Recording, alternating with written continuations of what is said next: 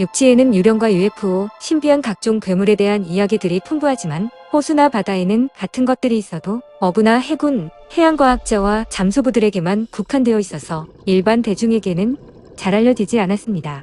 잠수부들은 물속에서 초자연적 현상을 목격했고 인어와 수중 괴물 등과 마주쳤는데 이런 것들은 공포영화나 악몽을 넘어서는 것들이었습니다. 물속에서 이런 것들과 마주친 다수의 잠수부들은 트라우마를 겪었고 그들의 직업을 바꾸기까지 했습니다. 물속에서 발생하는 공포스러운 현상의 대표적인 유형은 물귀신입니다. 수중은 일반적으로 유령이 존재하기에는 제약사항이 많다고 생각되지만 실제로 물귀신은 우리가 생각하는 것보다 더 많이 있습니다. 물귀신의 대부분은 물속의 침몰한 선박 주위에 모이는 경향이 있으며 이러한 난파선은 일종의 바다속 유령의 집입니다. 물귀신이 출몰하는 곳으로 가장 잘 알려진 곳은 미크로네시아의 추크라군으로 푸른 섬들과 열대의 바다가 만들어내는 그림같이 아름다운 풍경과 분명한 대조를 이루는 어두운 역사를 가지고 있습니다.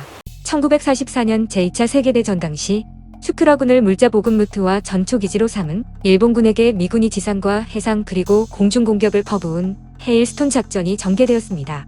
1944년 2월 17일부터 18일까지 이틀간에 걸친 미군의 무자비한 공격으로 일본군의 군함과 상선을 포함한 60여 척의 선박과 수백 대의 항공기가 침몰하여 추크라군은 세계에서 가장 큰 수중유지가 되었습니다. 이 작전으로 인해 대다수가 일본군인 3천여 명이 바닷속에 수장되었으며 녹이 슬고 바다 생물로 뒤덮인 수많은 선박들과 탱크, 항공기, 기타 물체들이 바닷속에서 기이한 장면을 연출하며 전 세계의 다이버들을 상시 끌어들이고 있습니다. 다이버들은 물속에서 유령들이 지르는 소리와 비명을 들었으며 그림자 같은 형체를 목격했고 유령 현상으로 가장 유명한 일본군의 상선인 호키마루에서는 기계 소리, 엔진이 회전하는 소리가 나는 것을 들었습니다. 이 지역 바다속의 다른 선박들 역시 현재까지 수십 년간 기관실에서 기계의 소음을 내고 있는데 이것은 물을 통해 주변으로 메아리치기도 하며 사망한 일본 선원들은 아직도 이런 선박 내부에서 소란스럽게 떠들고 있습니다. 추크라군은 TV 프로그램 데스티네이션 트루스템이 조사했고 물속에서 나는 각종 엔진 소리와 서로를 부르고 비명을 지르는 인간의 목소리를 녹음했으며 심지어 이런 물귀신들을 영상으로 포착했다고 주장했습니다. 이제 태평양에서 캐리브해로 넘어가 보겠습니다. 캐리비안 바다의 전설이며 이 지역 주민들에게 현재까지도 목격되고 있는 루스카는 문어와 비슷한 형태의 바다 괴물입니다. 이 괴물은 캐리브해를 비롯 멕시코만의 블루울과 심해에 서식하는 토종으로 전 세계에 광범위하게 알려지지는 않았습니다. 루스카는 2007년 발행된 레리 코레아의 베스트셀러책인 국제괴물 사냥꾼 시리즈에 여러 번 등장했으며 다수의 잠수 전문가들이 참여한 TV 다큐멘터리에도 등장했습니다. 2016년에는 유명한 낚시꾼이자 탐험가인 제레미 웨이드도 루스카에 대한 조사에 착수했습니다.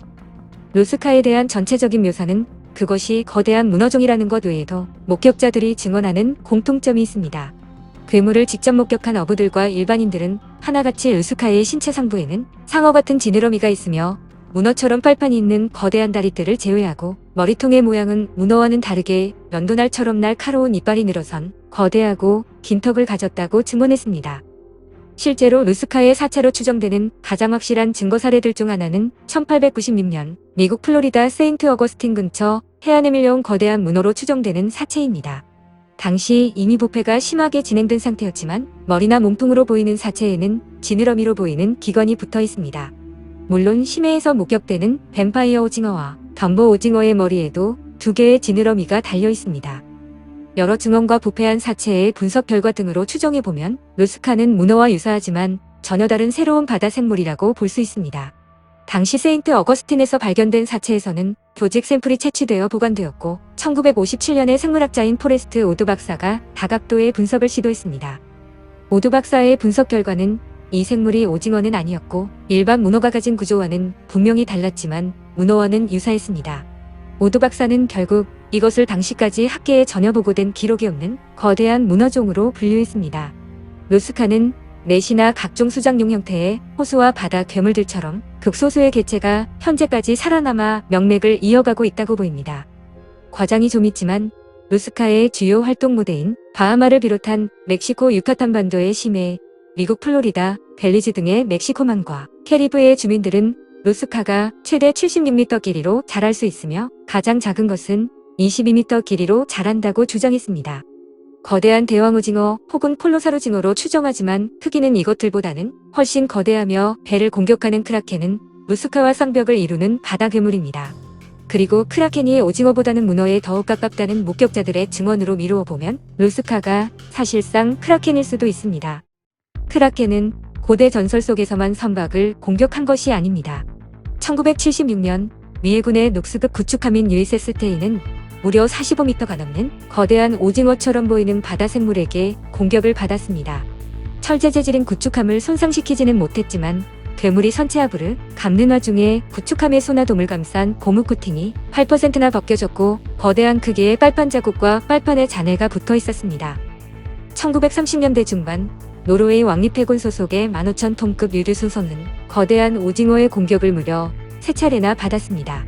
이 사건은 매우 특이한 사례로 3마리의 거대한 오징어가 유조선을 추적했다고 보이며 각 한 마리가 한 번씩 거대한 촉수로 선체를 감싸면서 배의 한쪽을 기울게 했지만 3마리 모두 선미의 프로펠러에 걸려들어 몸체가 찢기면서 배에서 떨어져 나갔습니다. 바하마제도에는 블루홀이 무려 200개 이상 있고 바다가 아닌 섬들의 내부에도 블루홀이 존재하며 이런 블루홀들은 바닷속에서 서로 연결되어 있습니다. 그리고 대부분의 블루홀은 아직까지 잠수부들조차 들어가 본 적이 없습니다. 바하마제도에서는 기존의 생활 반경이나 행동 반경을 벗어난 주민들과 어부들이 실종되는 사건이 빈번하게 발생했으며 외부에서 들어온 다이버들도 실종된 사례들이 있습니다. 섬 내부의 블루홀들이 바닷속 동굴 시스템으로 서로 연결되어 있으며 바닷속의 블루홀도 연결되어 있기 때문에 루스카는 이런 동굴 속을 이동해 다른 블루홀로 이동하며 육지에서도 먹이를 잡는다고 알려졌습니다. 육지의 블루홀에서는 간혹 물결이 세차게 있는데 이때는 루스카가 동굴 시스템을 따라 이동하고 있기 때문이라고 합니다. 바하마제도에서는 주로 밤중에 블루홀에 가까이 접근해 조업하던 어부들이 루스카의 촉수 공격으로 배에서 떨어져 깊은 블루홀 속으로 끌려 들어갔고 육지의 블루홀에 가깝게 접근했던 주민들도 촉수에 감겨 물속으로 끌려 들어간 사례들이 빈번했습니다. 루스카는 야행성으로 알려져 있어서 밤에 블루홀 근처에 가지 않고 큰 소음을 발생시키지 않으면 별다른 문제는 없습니다. 2009년 바하마제도에도 데스티네이션 트루스팀이 루스카에 대한 조사를 하기 위해 출동했습니다. 이들은 전문 잠수부들을 섭외해서 안드로스 섬의 블루홀 속으로 투입했고 수심 45m의 터널 속에서 문파 탐지기로 괴물 한 마리를 포착했습니다. 그리고 수심 54m의 터널 속에서도 문파 탐지기가 거대한 크기의 두 번째 생물체를 포착했으며 적외선 카메라가 뭔가를 찍는 것까지는 성공했습니다. 그러나 이들은 깊은 바닷속의 어두운 터널 속에서 거품이 끊임없이 올라오고 물결이 요동을 치자 더 이상 위험을 감수할 수가 없다고 판단하여 재빠르게 블루홀의 수면으로 올라와 배를 타고 철수했습니다. 2016년 영국의 저자이자 해양생물학자인 제레미 웨이드는 TV 시리즈 리버 몬스터스의 진행자로서 바하마제도의 블루홀 근처에서 잠수부들이 빈번하게 죽는 원인을 밝히는 데 집중했습니다. 제레미 웨이드의 결론은 바하마제도의 블루홀과 바닷속 동굴 시스템의 거대한 문어종이나 문어와 유사한 거대한 해양 생물이 살고 있는 것이 확실하다는 것입니다. 인어 역시도 잠수부들에게는 전설이나 신화 또는 상상 속의 생물이 아닙니다. 한국에서 올림픽이 열렸던 해인 1988년 미국의 프로스쿠버 다이버였던 로버트 프로스터는 아직 해가 떠 있는 오후에 플로리다 해안 근처에서 다이빙을 하다가 갑자기 물속 주변 시야에서 어떤 형체가 움직이는 것을 발견했습니다. 그것이 무엇인지 확인하기 위해 그쪽으로 머리를 돌렸을 때 바다 밑의 퇴적물과 모래가 휘저어져 뿌옇게 된 물속을 너무나 빠르게 헤엄치는 인간처럼 보이는 형체를 저 멀리서 보았습니다. 그 생물은 로버트를 향해 헤엄쳐 오고 있었는데 로버트와의 거리가 20야드 이내로 도달하자 로버트는 그것이 끝에 뾰족한 발톱이 도달한 인간의 팔처럼 보이는 신체기관을 앞으로 향하고 자신을 향해 돌진하고 있음을 알아차렸습니다.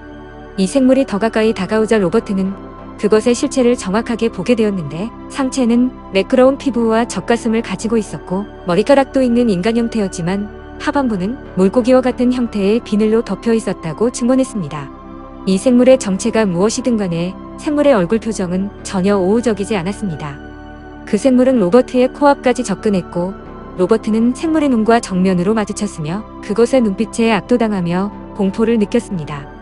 로버트는 그 생물과 눈이 마주친 것이 단지 찰나였지만 그 생물이 보여준 눈빛에서는 인간이나 동물의 눈에서 전혀 느껴보지 못한 극도로 사악한 증오심을 느꼈습니다. 다행히도 그 생물은 로버트를 해칠 사는 없었는지 저 멀리 사라졌고, 로버트는 놀란 감정을 추스르며 수면 위로 올라와 자신의 배에 탑승할 수 있었습니다. 그 후로 로버트는 2번 다시 잠수를 하지 않게 되었습니다. 3년의 세월이 흐른 1991년 8월, 이번에는 흑해의 우크라이나 크림반도에 있는 케이프아야 근처 흑해의 바닷속에서 4명의 잠수부들이 잠수 중이었습니다. 이들 중 한 명은 다른 잠수부들과 떨어져 보름달 아래의 잔잔한 바닷속에서 고대의 침몰한 선박 속의 보물을 기대하며 홀로 잠수를 하던 중이었습니다. 그는 해안으로부터 약 100m가량 떨어져 잠수를 하고 있었고, 갑자기 뒤쪽으로부터 무언가가 자기 어깨를 가볍게 찌르는 것을 느꼈습니다. 그것이 어떤 물고기라고 생각하며 정체를 확인하기 위해 주위를 둘러보니 시야에는 온통 물이 튀는 것뿐이었습니다. 그는 다른 장소에 있던 잠수부 동료들이 몰래 다가와서 장난을 치고 있다고 생각했지만 조금 으스스한 기분이 들어 아무 일도 없었다고 자가세뇌를 하며 해안가를 향해 헤엄치기 시작했습니다. 그때 다시 뒤쪽 어깨에 좀 전보다 강한 충격을 받았고, 반사적으로 몸을 돌렸을 때 뒤쪽의 물속에는 인간 평균보다 훨씬 큰 눈을 가진 한 여성의 얼굴이 보였으며, 그녀의 얼굴은 생물 발광을 발산하는 것처럼 환하게 빛이 났습니다.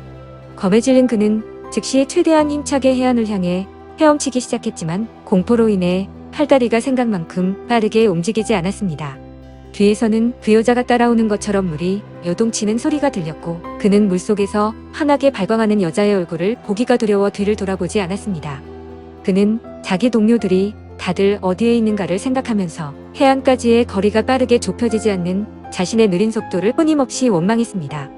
마침내 수심이 얕아지며 해안에 가까이 다가갔고, 여자가 이제 따라오지 않는다고 안도의 숨을 쉬던 찰나 다시 한번 뒤쪽 어깨에 강력한 타격을 느꼈는데, 이번에는 진짜로 아팠습니다.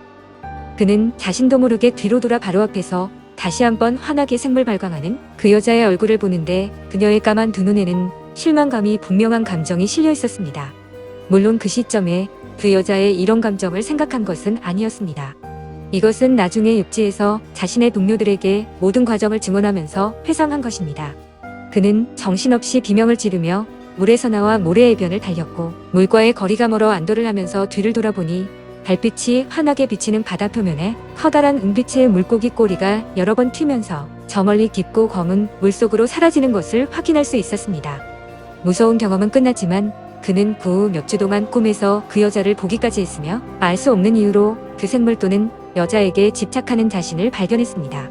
그 해안가로 되돌아가 봐야 한다는 강박관념을 느끼고 몇 번이나 돌아가 봤지만 다시는 그녀를 보지 못했습니다.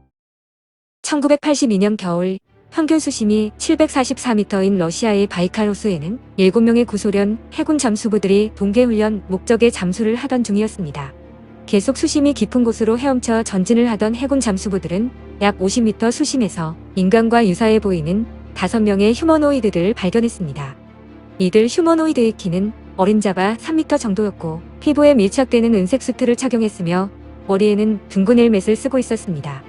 해군 잠수부들 중 하나가 휴머노이드 하나를 잡기 위해 손을 내뻗고 앞으로 다가가자 물속에서는 갑자기 어떤 강력한 파동에 의해 잠수부들이 모두 수면 위로 내동댕이 쳐집니다. 이때 구소련 해군 잠수부들은 갑작스러운 수압 변화로 인한 감압 부상으로 3명이 사망하고 4명이 치명적인 중상을 입었습니다.